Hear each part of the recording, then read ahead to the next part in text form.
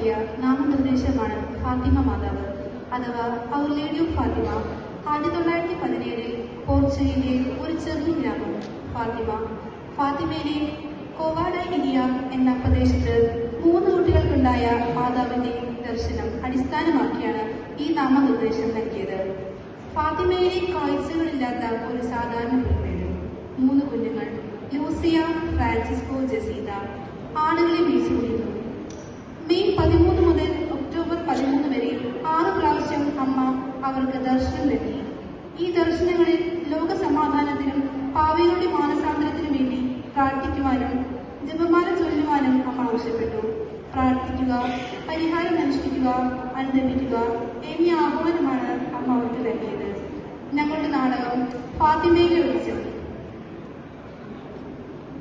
രംഗം 1. ഫാത്തിമ എന്ന പോർച്ചുഗലിലെ ഒരു ചെറിയ ഗ്രാമം. കാഴ്ചകളില്ലാത്ത ഒരു സാധാരണ പുൽമേട്. 3 കുഞ്ഞുങ്ങൾ ലൂസിയ, ഫ്രാൻസിസ്കോ, ജസീത ആടുകളെ മേച്ചുകൊണ്ടിരുന്നു. അവർക്ക് ഇന്നുണ്ടാകാൻ പോകുന്നത് ലോകത്തെ മാറ്റാൻ പോകുന്ന ഒരു അനുഭവം എന്നത് അവർക്കറിയില്ല.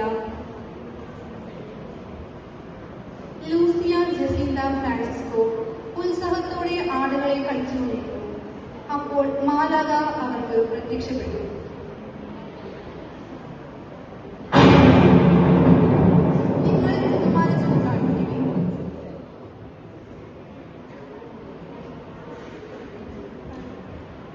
രംഗം 2. ആദ്യ പ്രത്യക്ഷം. പതിവ് പോലെ കുട്ടികൾ ആടുകളെ മേച്ചുകൊണ്ടിരുന്നു. കുട്ടികൾക്ക് മാതാവ് പ്രത്യക്ഷപ്പെട്ടു.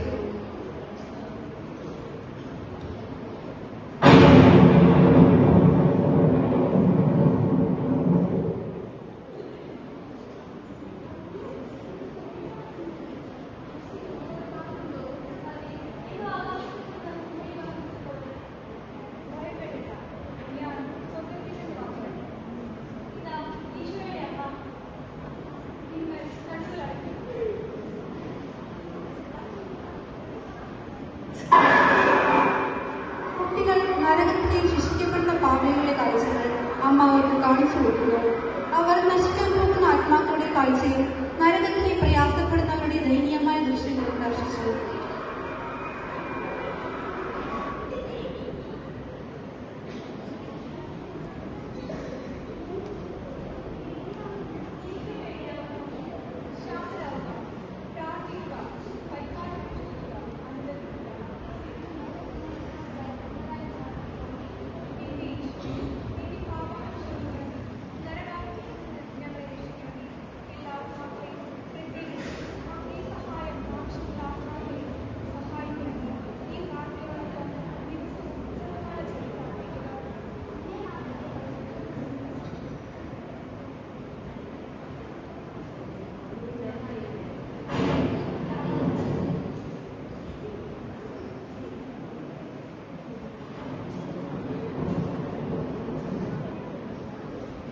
രംഗം 3. കുട്ടികൾ ഗ്രാമവാസികളോട് വിവരം അറിയിക്കാൻ പോകുന്നു.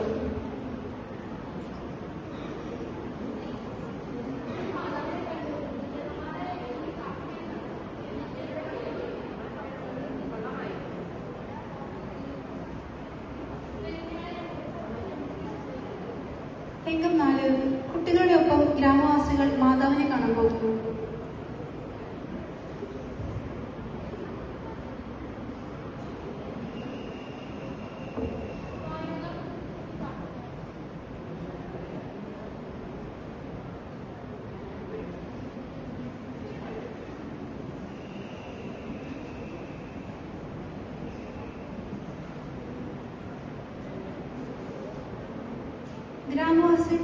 ഗ്രാമവാസികളെ ബോധിപ്പിക്കാൻ അന്നേ ദിവസം ഫാത്തിമ മാതാവ് അത്ഭുതം പ്രവർത്തിക്കുന്നു.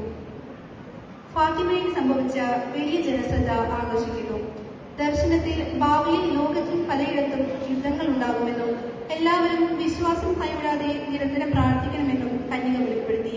പ്രത്യേകിച്ച് റഷ്യയെ കന്യാമറിയത്തിന്റെ വിമല ഹൃദയത്തിന് പ്രതിഷ്ഠിച്ച് പ്രാർത്ഥിക്കണമെന്നും കന്യക നിർദ്ദേശിച്ചതായി ഇതുകൾ വെളിപ്പെടുത്തി.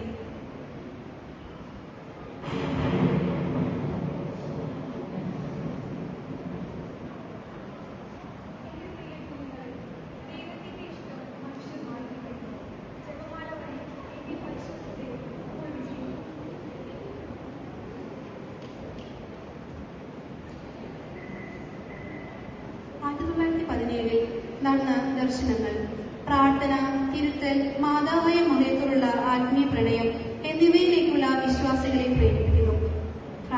ഫാത്തിമയിലെ ദർശനങ്ങൾ ആധുനിക കാലഘട്ടത്തിലും പാപികളുടെയും അതിജീവനത്തിനും സമാധാനത്തിനും പ്രാർത്ഥിക്കാനുള്ള ആവശ്യകതയെക്കുറിച്ച് ബോധ്യപ്പെടുത്തുന്നു. ഈ ദർശനങ്ങൾ ഫാത്തിമ മാതാവിനോടുള്ള തിരുനാൾ ആഘോഷിക്കപ്പെടുന്ന ദിവസങ്ങളിൽ വിശ്വാസികൾക്ക് ദൈവം നൽകുന്ന കരുണയെ തിരിച്ചറിയാൻ സഹായിക്കുന്നു. ഇവിടെ നിന്നുള്ള ദർശനങ്ങൾ പാപികളെ തിരുത്തുകയും ലോകത്തെല്ലാവർക്കും സ്നേഹം നൽകുകയും ചെയ്യുന്നു. ഫാത്തിമയുടെ ദർശനങ്ങൾ മനുഷ്യർക്കായി സ്നേഹവും കരുണയും നിറഞ്ഞ ഒരു വേദിയായി തീരുന്നു. മറിയത്തിന്റെയും ഈ ദർശനങ്ങൾ ആരും മറന്നുപോകാൻ സാധ്യതയുള്ള മാനവരാശിക്കുള്ള ഹൃദയത്തിൽ ഒരു അടയാളമായിരിക്കും. അജ്ഞാനമായ ജീവിതം